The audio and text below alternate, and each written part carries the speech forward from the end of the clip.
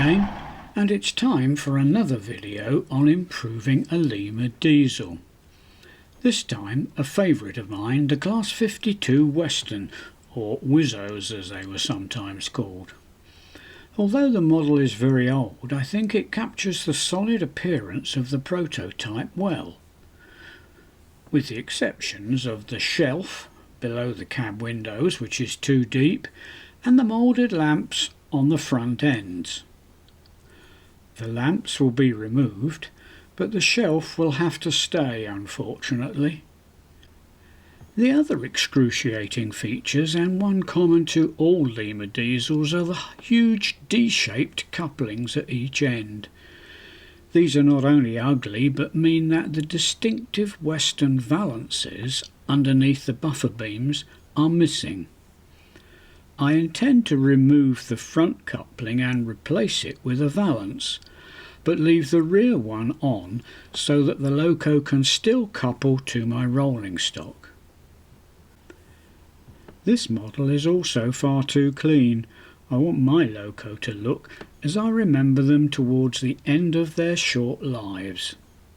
Filthy. As ever, I began with the chassis and added extra pickups to the trailing bogie to help picking up current, especially at low speeds. A simple task, and one I have videoed before. I split the wires from the trailing bogie into two halves and soldered each onto phosphor bronze strips mounted on the large Lima weight, as originally I was going to fit lighting to the loco. I've now decided not to fit lighting, so this is no longer necessary, but I left it in place anyway. The outside frames covering the centre wheels of the bogies, the rear buffer beam and the retained rear coupling were painted with my usual dirty underframe colour, and I should also have dirtied the centre of the wheels, as they are very obvious on these locos. But I forgot, so it'll have to be done later. Originally some Westerns ran with a loco lamp attached to the front and sometimes to the rear, on the right hand side as you look at them. My model in blue livery would not have these lamps, so they were removed, initially by using a scalpel and then finishing off by sanding with some very fine wet and dry paper. The yellow warning colour is painted under the windows along the sides of the cab, behind them and under the peak over the front windows. Pipework was bent from small brass rod and fitted into holes in the buffer beam.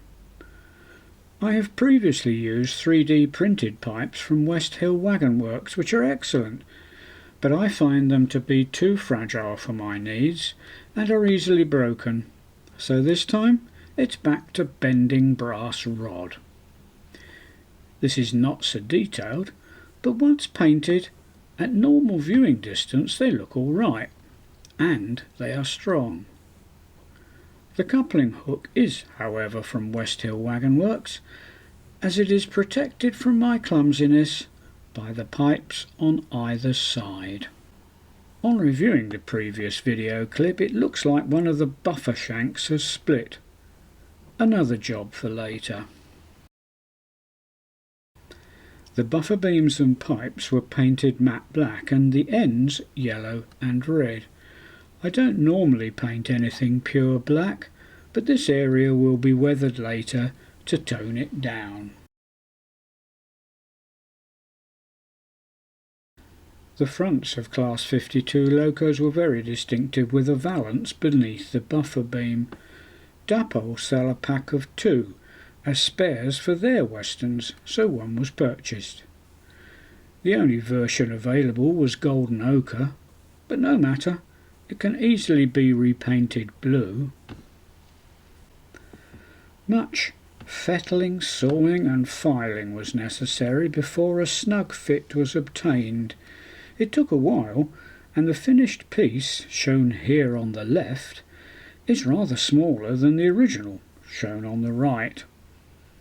What I think may well be an air reservoir is also supplied by Dapple, but fitting this seemed beyond my capabilities, and in any case it can't be seen, so it was left off. Rail match rail blue colour didn't quite match the Lima body colour, so a little bit of mixing of colours was needed, and the valance was painted and glued into place. I think all the work on the valance was worth it, and it really does make a huge difference to the look of the loco. The underskirt area of the body and the side grills have been dry brushed with a dirty brown mix.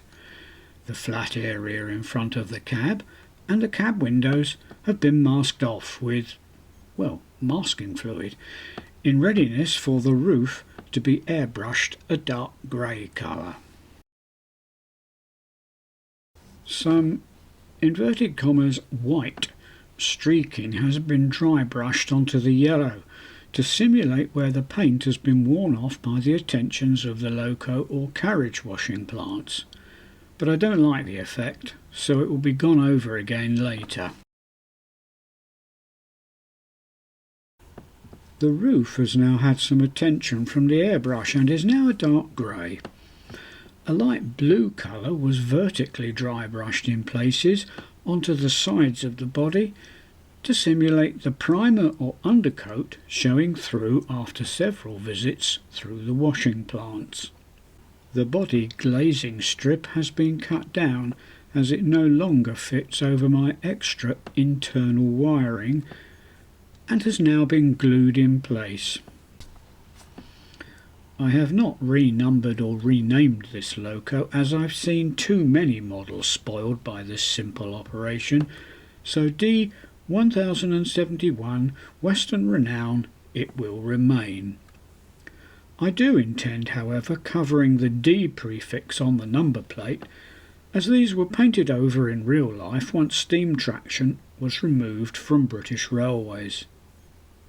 One more job for later.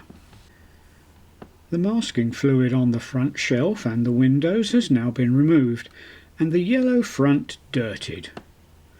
A dilute mix of a dirty colour was painted all over the front, and once touch dry, most of it was removed using a cotton bud slightly moistened in thinners. Care was taken not to get any of the thinners on the glazing itself, as this can cause a cloudy effect. A view of the rear of the loco at the same stage showing how plain it looks compared to the front, but at least there is room for the coupling.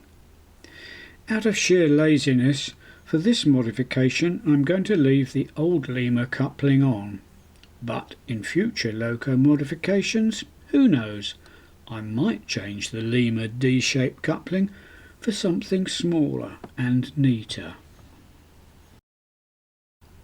A large amount of white and a small amount of yellow enamel were mixed together and dry brushed onto the front of the cab, once again in a vertical direction.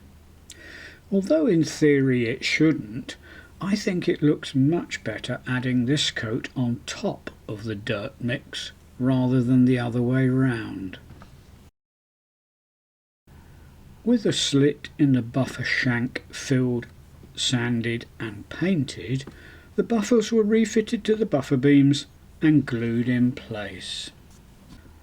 Very dark grey paint was applied to and around the exhaust outlets. Westerns seem to get very dirty in these areas, but I was careful not to overdo things here. Dry brushing again.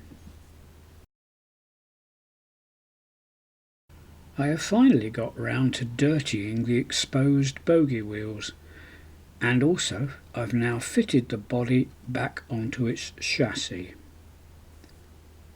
I will pause for a while to admire my handiwork on the desk before placing the loco on the layout.